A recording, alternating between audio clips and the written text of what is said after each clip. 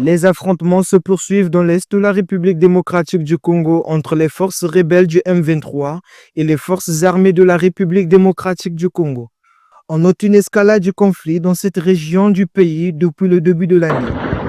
Après la conquête de la ville de Minova par le M23, les combats se déroulent désormais aux alentours de Goma, à Sake, à une vingtaine de kilomètres de la capitale du Nord Kivu. Des affrontements qui ont causé la mort par balle du général Chirimwami, gouverneur militaire du Nord Kivu, selon un communiqué militaire.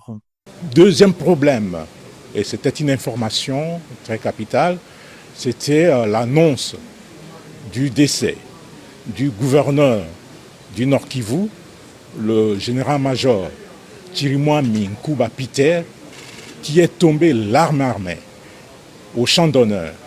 Il a été blessé, on l'a évacué et tout a été fait pour qu'il arrive à Kinshasa et que l'enchemine pour des soins appropriés à l'extérieur du pays.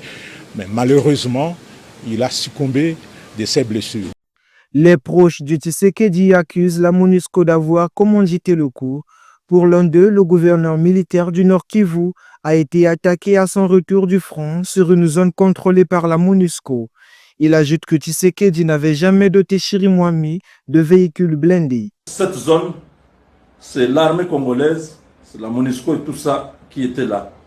Ça peut être la MONUSCO qui peut être à la base de cette opération, qui a placé ces hommes en embuscade vers Mubambiro là-bas, où le général rentrait vers Goma.